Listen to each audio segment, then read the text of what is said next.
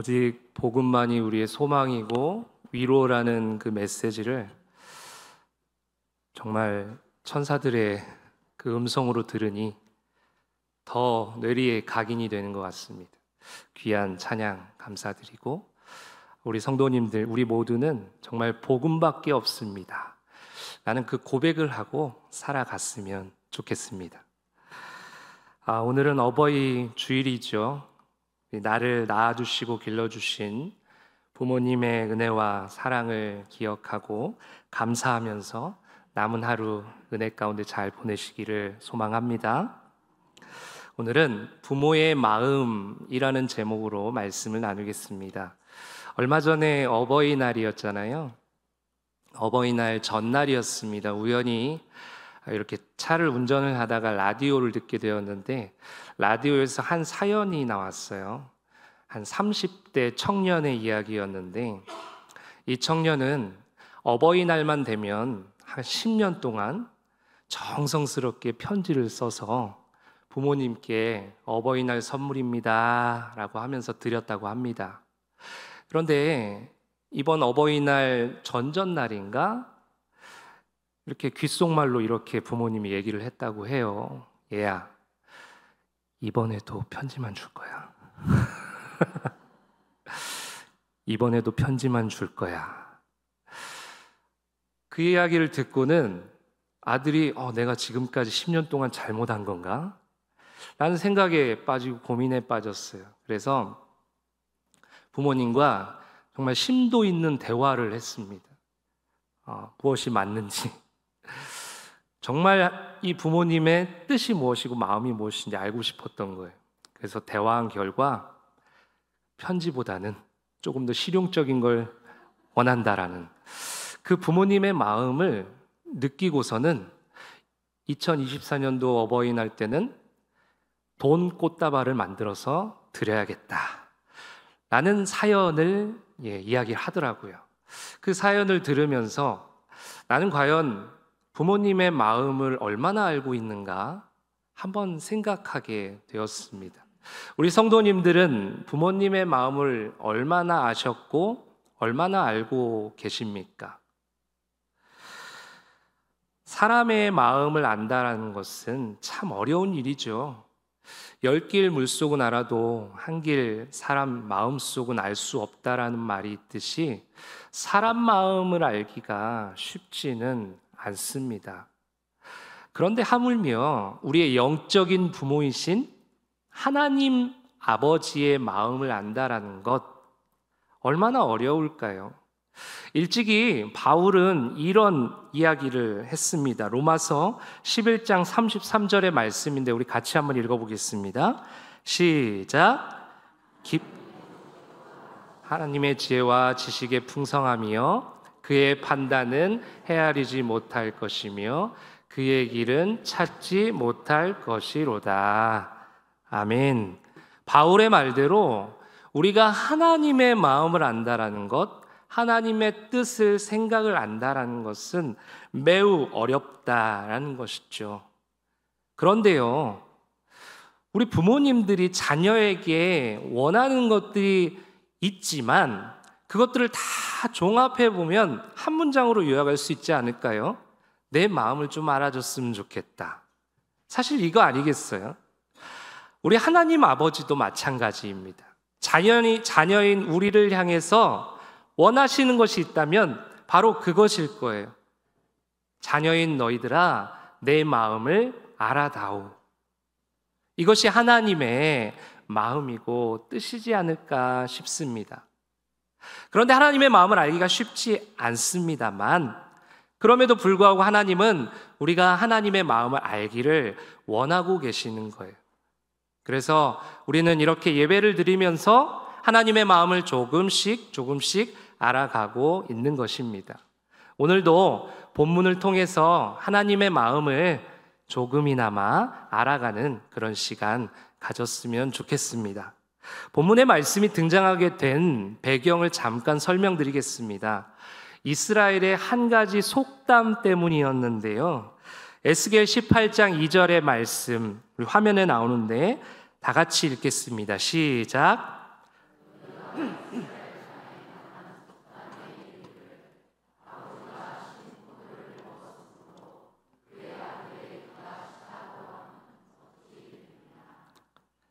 솔직히 이 속담이 이해가 되십니까? 아버지가 신 것을 먹었는데 아들의 이가 시게 된다라는 거예요. 아무리 아버지가 레몬을 수백 개, 수천 개를 먹어도 아들의 이가 실 수는 없는 것이죠. 말도 안 되는 속담이지만 이 속담이 당시에 이스라엘 사람들에게는 마치 진리처럼 이렇게 회자되고 통용되고 그렇게 유행처럼 번져 나갔습니다. 이스라엘뿐만 아니라 그 지역, 고대 근동 지역에 있는 수많은 나라들, 수많은 사람들의 입에 오르락 내리락 했다라는 것. 뿐만 아니라 우리도 가끔 보면 이런 이야기 듣지 않습니까? 우리 집안이 왜 이 모양 이 꼴일까? 우리 조상 탓이야. 우리 조상이 죄를 많이 지어서 그래. 우리 부모가 그래서 그래. 이런 이야기를 참 많이 하잖아요. 그러고 보면 이 이스라엘에 통용되는 이 속담이 지금까지도 이야기되고 있다라는 것이죠. 그런데요, 이스라엘에 이 속담이 어떻게 이렇게 회자되고 통용이 되었는지 한번 살펴보려고 합니다. 어떻게 되었냐면 이스라엘 백성들에게는 참 쉽지 않은 그런 삶이 있었습니다. 애굽이라는 나라, 이집트라는 나라에서 430년 동안 노예의 삶을 살았습니다. 그리고 바벨론이라는 나라의 포로로 끌려가 나라를 빼앗기고 그곳에서 또 포로의 신세가 되어서 살아갑니다.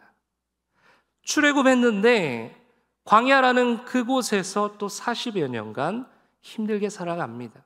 그때마다 이스라엘 백성들 마음 가운데는 우리가 뭘 도대체 잘못했길래 이런 삶을 살아가는 것일까? 다 조상 탓이야. 다 선배들이 잘못 살아서 그래. 다 부모 세대가 그렇게 살아서 그래. 이렇게 불평, 불만을 하면서 살아요. 또 그럼에도 불구하고 우리를 그렇게 살게 놔두신 하나님을 또 원망하기 시작합니다.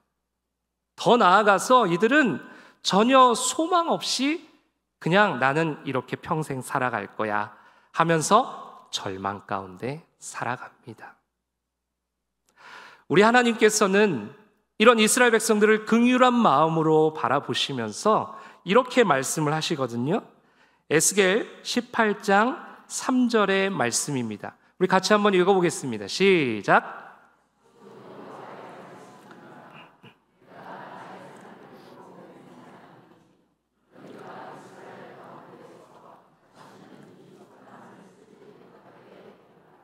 아멘. 저는 이 말씀을 보면서 놀라지 않을 수가 없었습니다. 왜냐하면 하나님께서 뭐라고 말씀하시죠? 내가 나의 삶을 두고 맹세하노니. 얼마나 중요한 이야기길래 나의 삶을 두고 맹세까지 하시면서 하시는 말씀일까? 그 말씀의 내용이 무엇입니까? 다시는 이 속담을 쓰지 못하게 되리라. 삶을 두고 맹세까지 하시면서 하신 말씀이 다시는 이 속담을 쓰지 못하게 되리라. 그러면서 그 이유에 대해서 이어지는 18장, 에스겔 18장을 쭉 읽어보시면 이유를 아주 장황하게 설명을 하세요. 왜 내가 이렇게 맹세까지 하면서 이렇게 속담을 쓰지 못하게 했는지 잘 들어봐 하면서 이렇게 자세하게 설명을 해주고 계십니다. 그리고 오늘 우리가 읽은 18장 30절에서 32절의 말씀이 그 내용의 결론의 말씀입니다. 그런데 그 결론의 말씀 가운데 하나님 아버지의 마음이 있어서 오늘 우리 성도님들과 함께 나누고자 하는 것입니다. 하나님의 마음, 아버지의 마음, 부모의 마음 네 가지를 본문을 통해서 한번 살펴보겠습니다. 첫 번째 한번 따라해 보시겠어요? 행한 대로 심판하신다는 것입니다. 본문 30절 전반절의 말씀입니다. 주 여호와의 말씀이니라 이스라엘 족속아 내가 너희 각 사람이 어떻게 해요? 행한 대로 심판할지라. 아멘. 조상들의 죄로 너희를 심판하는 것이 아니라 부모의 죄로 잘못으로 너희를 심판하는 것이 아니라 너희들이 행한 대로 심판하겠다. 그러니까 조상 탓 하지 말고, 환경 탓 하지 말고, 부모 탓 하지 말고 너희 자신을 돌봐라 라는 그런 말씀입니다. 우리 주변을 보아도 어떤 일이 벌어지면 내 탓이요 라고 말하는 사람 찾아보기가 참 어렵습니다. 다 누구 탓입니다. 저 사람 탓입니다. 부모 탓입니다. 환경이 이래서 그렇습니다. 시대가 이래서 그렇습니다. 이런 이런 탓을 하면서 그 상황을 직면하게 되죠. 예수님께서는 이렇게 말씀하시지 않았습니까? 어찌하여 형제의 눈 속에 있는 티는 보고 내 눈 속에 있는 들보는 깨닫지 못하느냐. 우리는 기억해야 합니다. 하나님께서는 우리가 행한 대로 심판하시는 분이십니다. 그래서 우리는 남 탓을 하는 것이 아니라 내 탓이라고 말할 줄 알아야 합니다. 마치 요나가 풍랑을 만났을 때 풍랑을 만난 것은 다 내 탓입니다 라고 말했던 것처럼 말이죠. 두 번째 하나님의 마음은 한번 따라해 보시겠어요? 죄에서 돌이키라는 것입니다. 부모들이 자녀들에게 입이 닳도록 하는 말이 있잖아요. 나쁜 짓 하지 마라, 죄 짓지 마라, 착하게 살아야 한다, 그러지 않습니까? 오늘 하나님께서도요, 이스라엘 백성들에게 이렇게 말씀하시는 거예요. 30절에 보니까 죄에서 돌이키라, 모든 죄에서 떠날지어다. 31절에 모든 죄악을 버려라. 32절에 스스로 돌이켜라. 죄에서 돌이키라고 말씀하고 계시는 거예요. 이렇게 말씀하신 이유가 있는데요, 본문 30절 하반절의 말씀 우리 같이 한번 읽어볼까요? 시작. 그것이 너희에게 죄악의 걸림돌이 되지 아니하리라. 아멘. 죄에서 돌이키고 죄에서 떠나고 죄를 버리고 스스로 돌이키면 더 이상 너는 죄악의 걸림돌에 사로잡히지 않을 거라는 거예요.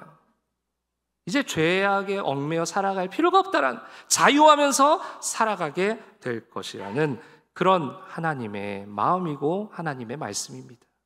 세 번째 하나님의 마음은요, 한번 따라해 보시겠어요?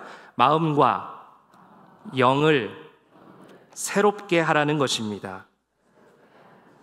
본문 31절 전반절의 말씀 제가 읽어드리겠습니다. 너희는 너희가 범한 모든 죄악을 버리고 마음과 영을 어떻게 하라고요? 새롭게 할지어다. 아멘. 하나님께서는 모든 죄악을 버리고 마음과 영을 새롭게 할지어다 라고 말씀하고 계세요. 그런데 우리 한글 성경에는 번역이 안 된 원문에만 등장하는 부분이 있습니다. 그게 뭐냐면 마음과 영이라는 그 단어 앞에 무엇이 있냐면 너 자신을 위해서 라는 부분이 빠져 있어요. 번역이 안 된 거죠. 그러니까 하나님께서 말씀하신 것은, 얘들아, 마음과 영을 새롭게 하는데 다른 사람을 위해서 하는 것이 아니라 너 자신을 위해서 그렇게 해라. 부모를 위해서도 아니고, 선생님을 위해서도 아니고, 친구를 위해서도 아니고, 가족을 위해서도 아니고, 너 자신을 위해서 마음과 영을 새롭게 하라 라는 그런 말씀입니다. 또 하나는, 이 마음과 영을 새롭게 하라 할 때 새롭게 하라는 단어는요, 우리가 어떤 물건이 고장나면 고쳐서 쓰기도 하잖아요. 또는 그거를 수리해서 쓰기도 하잖아요. 칠을 다시 해서 쓰기도 하고요. 이런 의미가 아닙니다. 완전히 새로운 삶, 완전히 새 것의 삶. 그러니까 오늘 하나님께서는 죄악에서 떠나서 마음과 영을 새롭게 하는데 이전 것 대충 고쳐서 칠해서 사용하는 것이 아니라 완전히 새로운 삶을 살라는 하나님의 말씀입니다. 마치 바울이 이전 것은 지나갔으니 보라 무엇이 되었도다? 새 것이 되었도다 라고 말했던 것처럼 거기에서 나오는 그 새 것과 동일한 표현입니다. 마음과 영을 완전히 새로운 삶으로 살아가라는 하나님의 명령인 것이죠. 마지막 네 번째 하나님의 마음은 한번 따라해 보시겠어요? 죽지 말고 잘 살아라. 본문 31절 하반절과 32절의 말씀인데요. 제가 읽어드리겠습니다. 이스라엘 족속아, 너희가 어찌하여 죽고자 하느냐? 주 여호와의 말씀이니라. 죽을 자가 죽는 것도 내가 기뻐하지 아니하노니 너희는 스스로 돌이키고 뭐 할지니라? 살지니라. 부모들이 자녀에게 하는 말 중에 아마 가장 많이 하는 말은 이것이지 않을까요? 잘 살아. 잘 살아라. 제발 잘 살아라. 어떤 부모가 잘 죽어라. 제발 잘 죽어라. 이렇게 말하는 부모가 있습니까? 뭐 앞에 뭐든지 상관없어요. 결론은 잘 살아라. 오늘 하나님께서 하시는 말씀의 요지도 죽지 말고 잘 살으라는 거예요. 죄를 지은 자도 심판을 받아서 죽는 것이 아니라 다시 회개하고 하나님께로 돌아와서 다시 살라는 얘기예요. 어떻게 보면 이 네 번째 하나님의 마음이 이 네 가지의 마음을 대표하는 가장 중요한 마음이지 않을까 싶습니다. 우리 교회는 매주 주일 우리 교역자들이 돌아가면서 가까운 우리 요양병원에 주일 예배를 인도하고 있습니다. 잘 모르셨죠?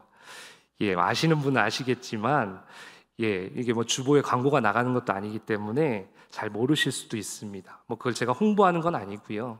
그렇게 하고 있는데, 제가 2주 전에 제 순서가 되어서 가게 되었습니다. 그곳에 가면 뭐 매주 조금씩 다르지만 한 3, 40여 분 정도 이렇게 몸이 불편하신 어르신들이 밑에 예배실에 모여서 예배를 드립니다. 제가 인도를 하다가 이런 질문을 했어요. 어르신들, 지금 하나님께서 어르신들 소원을 한 가지 반드시 들어주신다고 하면 어르신들은 어떤 소원을 말씀하시겠어요? 딱 한 가지만 생각하시고 말씀하라고 했어요. 그랬더니 정말 약속이나 한 듯이 짠 것처럼 모두가 다 자녀 이야기를 하더라고요. 자녀가 잘 되게 해주세요. 자녀가 아프지 않게 해주세요. 자녀 사업이 잘 되게 해주세요. 자녀 결혼하게 해주세요. 손주들 잘 되게 해주세요. 생각해 보세요.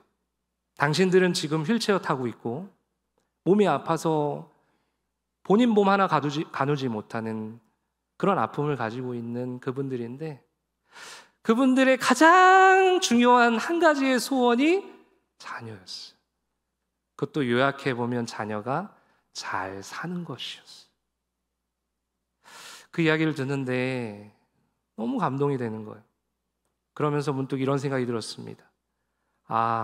우리 하나님도 우리를 살리시기 위해서 하나밖에 없는 아들 예수님을 십자가에 죽이셨구나.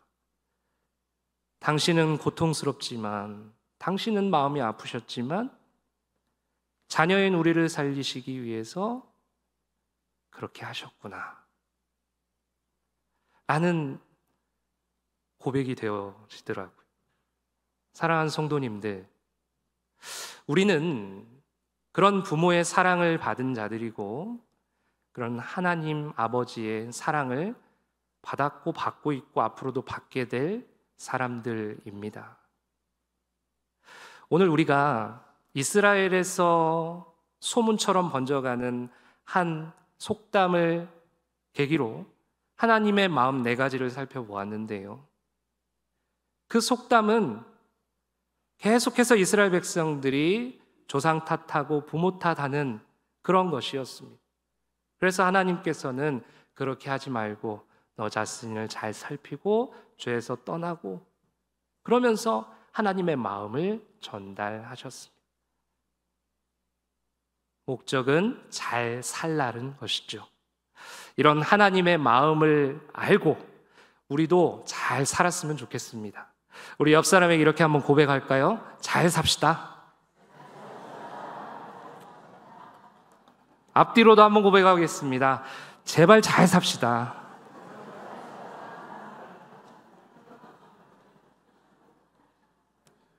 부모가 가장 행복할 때는 자녀가 부모의 마음을 알아줄 때입니다. 우리 하나님을 우리가 기쁘시게 합시다. 하나님께 영광 돌리십시다. 이렇게 말씀을 듣고 이렇게 살고는 있지만 우리는 하나님의 마음을 알려고 너무 노력을 안 하는 것 같아요. 오늘부터라도 하나님 아버지의 마음을 조금씩이라도 알아가려고 노력하고 하나님의 마음을 알아서 하나님을 기쁘시게 하는 우리 동인의 모든 가족들 되시기를 주님의 이름으로 축복합니다.